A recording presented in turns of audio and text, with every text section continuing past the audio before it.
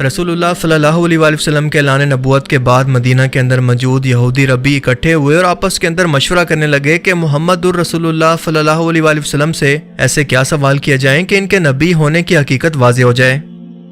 ऐसे सवाल जिनका जवाब एक नबी के अलावा कोई नहीं दे सकता। लिहाजा कुछ लोग आप सल्लल्लाहु अलैहि वसल्लम की खिदमत में हाजिर होकर आप सल्लल्लाहु अलैहि वसल्लम से 3 सवाल करते हैं, जिनमें से एक सवाल ये था कि वो कौन सा शख्स था जो कि दुनिया के 3 कोनों तक गया। अल्लाह ताला ने अपने महबूब को इसका जवाब सूरह कहफ की आयत के अंदर कुछ इस तरह से दिया कि ये लोग आपसे दरियाफ्त करते हैं ज़ुल्करनैन के बारे में, आप कह दीजिए कि मैं तुम्हें इनकी कुछ खबर देता हूँ। इस आयत मुबारका के अंदर ज़ुल्करनैन नाम की एक शख्सियत का जिक्र किया गया है जिन्होंने दुनिया के 3 कोनों तक का सफ़र किया, और फिर इनके हालात यानी इस सफ़र का जिक्र भी कुरान करीम के अंदर वाज़े तौर पर इनसे अगली आयात के अंदर बयान किया गया है। ज़ुल्करनैन 580 कबल मसीह के अंदर पैदा होने वाले एक ईरानी बादशाह थे जिसे यूनानी लोग साइरस द ग्रेट और ईरानी लोग कोर्श कबीर के नाम से जानते थे। और लफ्ज़ ज़ुल्करनैन का मतलब है 2 सींग वाला, जो इनके ज़ेर असर मौजूद मेदी और पारसा सल्तनत और इनके सर पर मौजूद 2 सींग वाले ताज की तरफ इशारा करते हैं। और जिस रोज़ ज़ुल्करनैन का मकबरा खोदा गया तो इसके अंदर वाज़े तौर पर एक मुजस्मा दरियाफ्त हुआ जिस पर दुनिया के 3 हिस्सों को बनाकर दिखाया गया, जो कि इनके दुनिया में 3 कोनों के सफ़र की तरफ इशारा करते हैं। इनकी सल्तनत आज के दौर के पाकिस्तान, अफगानिस्तान और ईरान से लेकर यूनान के साहिलों तक फैली हुई थी। मगर सवाल यह है कि यहूदी आलिमों ने यह सवाल रसूलुल्लाह सल्लल्लाहु अलैहि वसल्लम से क्यों किया था? ये लोग ज़ुल्करनैन को कैसे जानते थे और इनका याजूज माजूज की कौम से क्या ताल्लुक है? आइए जानते हैं। 586 कबल मसीह के अंदर यानी ईसा अलैहिस्सलाम की पैदाइश से 586 साल पहले बाबुल यानी इराक इस वक्त एक इंतहाई एडवांस और ताकतवर सल्तनत थी। बाबुल के बादशाह बख्त नसर ने फ़लस्तीन के अंदर यरूशलेम शहर पर हमला करके फर्स्ट टेम्पल को तबाह कर दिया, खूब कत्लो गारत और लूट मार की और यहाँ की यहूदी आबादी को अपने साथ गुलाम बनाकर बाबुल ले आया। 539 कबल मसीह के अंदर ज़ुल्करनैन ने बाबुल पर हमला किया और इंतहाई आसानी से बिना किसी खून खराबे के बाबुल को फतह कर लिया। ये इंतहाई नरम दिल और इंसाफ पसंद हुक्मरान थे, इसीलिए ये जहाँ पर भी जाते लोग इनकी फौज के अंदर इनके अच्छे इखलाक और इनके इंसाफ की वजह से शामिल हो जाते हैं। इन्होंने यहाँ मौजूद यहूदी कौम के साथ भी इंतहाई अच्छा सलूक किया, इन्हें तमाम हकूक दिए, और यही वजह है कि ज़ुल्करनैन यहूदी कौम से नहीं थे पर फिर भी यहूदी कौम इन्हें अच्छे अल्फाज से याद करती है। और यही वजह थी कि रसूलुल्लाह सल्लल्लाहु अलैहि वसल्लम से ज़ुल्करनैन के बारे में पूछने का फैसला किया गया कि वो कौन थे, क्योंकि उस वक्त चंद यहूदी रबी तारीख दानों के या अल्लाह के सिवा ये किसी को मालूम नहीं था। यहाँ पर यह जानना इंतहाई अहम है कि ज़ुल्करनैन के दुनिया के 3 हिस्सों के सफ़र के दौरान याजूज माजूज की कौम से इनकी मुलाकात कैसे हुई। याजूज माजूज की ऐसी कौम जिनका निकलना क़यामत की 10 बड़ी निशानियों में से एक है, और इनका जिक्र कुरान और हदीस दोनों के अंदर मौजूद है। कुरान करीम के सूरह कहफ के अंदर अल्लाह पाक ज़ुल्करनैन के सफ़र को कुछ इस तरह से बयान करते हैं कि वो एक राह के पीछे लगा, यानी एक सफ़र पर निकला, यहाँ तक कि वो सूरज के गरूब होने की जगह तक पहुँच गया और इसे एक कीचड़ नुमा चश्मे के अंदर गरूब होते पाया, और यहाँ इसके पास एक कौम को भी पाया। अल्लाह ने कहा कि ज़ुल्करनैन या तो तुम इसको सजा दो या इनके लिए कोई बेहतर रास्ता इख्तियार करो। यानी इस सफ़र के दौरान ज़ुल्करनैन एक कीचड़ नुमा काले पानी के चश्मे के पास से गुजरे जहाँ पर इन्हें कौम मिली। इनके लोगों से ज़ुल्करनैन की मुलाकात हुई, जबकि इनके सामने एक ऐसा इलाका मौजूद था जहाँ पर सूरज गरूब हो रहा था, और ज़ुल्करनैन की सल्तनत के मगरिब के अंदर आज के आर्मीनिया का इलाका मौजूद था जहाँ पर झील सवान की तरफ इशारा किया गया है, जिसकी काली रंगत और कीचड़ नुमा होना इसकी पहचान है, और ये आर्मीनिया के कुल रकबे का 5% है। इनके आसपास एक ऐसी कौम आबाद थी जो कि फितना और फसाद बर्पा करती और अपने आसपास के कबीलों पर हमला करके इनको तबाह कर देती, इनके लोगों को गुलाम बना लेती, और इस कौम का नाम था याजूज माजूज। जी हाँ, ये लोग इंसान ही थे मगर वैशी तबीयत और फितना फसाद बर्पा करने वाले लोग, जिनकी फितरत में ये सब कुछ शामिल था। आमतौर पर लोग इस कौम को किसी गैर इंसानी या जिन्नात जैसी बदसूरत या बड़ी जिसामत की खौफनाक मखलूक से जोड़ देते हैं, जबकि ऐसा कुछ नहीं है। ये बात कन्फर्म है कि ये लोग इंसान ही हैं। और जब ज़ुल्करनैन यहाँ पर पहुंचे तो अल्लाह ने हुक्म दिया कि आपको इख्तियार है कि या तो इनको सजा दें या आपको जो मुनासिब लगे इनके साथ सलूक करें, आपको मुकम्मल इख्तियार है। इसके बाद कुरान करीम के अगले अल्फाज इस कौम की रिहाइश का पता इस तरह से देते हैं कि ये कौम 2 पहाड़ों के दरमियान ऊंचाई पर कहीं पर मौजूद थी, जहाँ से गुजरने के लिए एक रास्ते के सिवा कोई दूसरा रास्ता मौजूद नहीं था, और ये लोग कोई बात समझने के काबिल नहीं थे, ना किसी की मानते थे और ना किसी की बात को समझते थे। इनके आसपास रहने वाली कौमों ने ज़ुल्करनैन से कहा कि ये याजूज माजूज की कौमें हम पर हमला करके हमारा सब कुछ लूट लेती हैं, कत्लो गारत करती हैं, फसाद फैलाती हैं। अगर हम आपके लिए पैसों का इंतजाम कर दें तो क्या आप हमारे और इनके दरमियान एक दीवार बना देंगे ताकि इन लोगों के हमलों को रोका जा सके। ذوالقرنین نے جواب دیا کہ اللہ نے مجھے بہت کچھ دیا ہے، بس مین پاور سے میری مدد کرو، یعنی اپنے لوگوں سے کہو کہ اس دیوار کو بنانے کے اندر میری مدد کریں۔ اور یوں ان دو پہاڑوں کے درمیان موجود راستے کو ذوالقرنین نے لوہے اور تانبے کو پگھلا کر ایک نہ ٹوٹنے والی دیوار بنا دی، اور یہ یاجوج ماجوج کے قبیلے اس دیوار کے پیچھے قید ہو کر رہ گئے۔ لیکن یہ دیوار ایک دن قیامت سے پہلے ٹوٹ جائے گی، کیونکہ یہ قوم ہر روز اس دیوار کو توڑنے کے لیے اس کی بنیادوں کے اندر کھدائی کرتی ہے، اور شام ہوتے ہی یہ کہتی ہے کہ باقی کام ہم کل کریں گے، لیکن انشاءاللہ کہنا بھول جاتی ہے کہ اللہ کی مرضی سے۔ اور قیامت سے پہلے جب وہ انشاءاللہ کہہ کر اس دیوار کو کھودیں گے تو یہ ٹوٹ جائے گی، اور باہر نکلتے ہی یہ اتنی زیادہ تعداد کے اندر ہوں گے کہ دریاؤں اور جھیلوں کے پانی کو پی جائیں گے، انہیں خشک کر دیں گے، ہر جگہ پر قتل و غارت اور تباہی مچائیں گے، اپنے راستے میں آنے والی ہر چیز کو تباہ کر دیں گے۔ اور یاجوج ماجوج کی یہ قوم آج بھی اس دیوار کے پیچھے قید ہے۔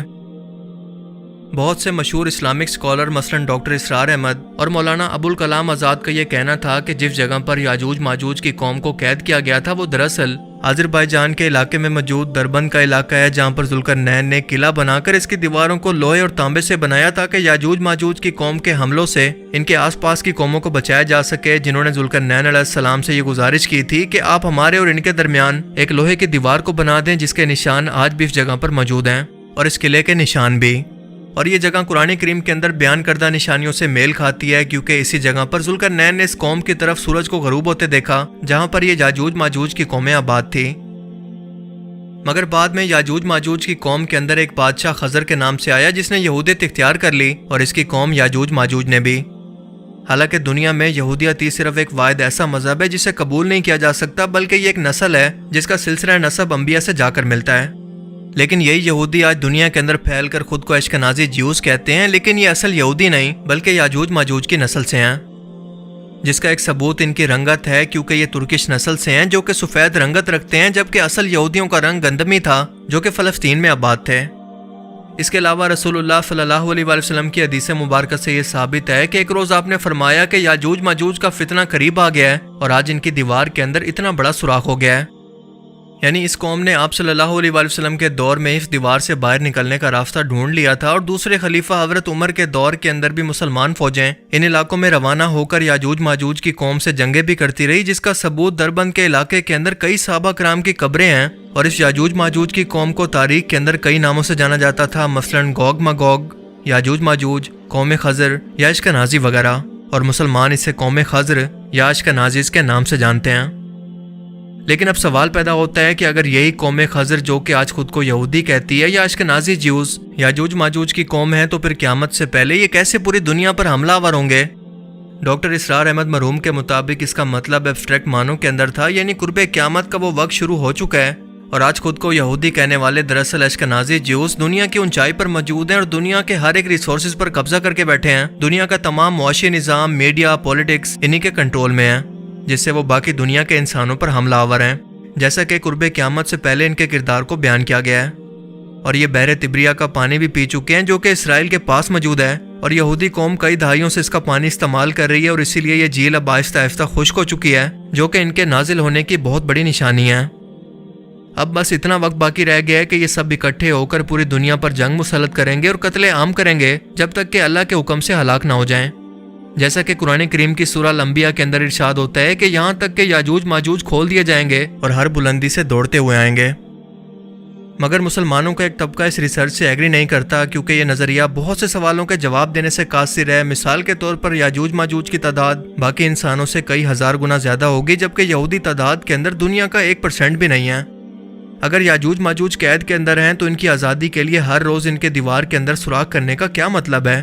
تیسرا، اگر وہ قلعے کی دیواریں ہی ذوالقرنین کی بنائی ہوئی تھی تو اس کے کھنڈرات اس وقت کہاں پر موجود ہیں؟ اور اس قلعے کی لوکیشن بھی دو پہاڑوں کے درمیان موجود راستے کو جسٹیفائی نہیں کرتی۔ اور اسی سے ملتے جلتے سوالوں کو ذہن میں رکھ کر مسلمانوں کی ایک ریسرچ ٹیم نے قرآن کے اندر موجود اس دور کے نقشے کو سامنے رکھتے ہوئے اس علاقے میں جانے اور کھوج کرنے کا فیصلہ کیا، اور کچھ ایسے حقائق کھوج نکالے جس نے دنیا کو حیرت میں ڈال دیا،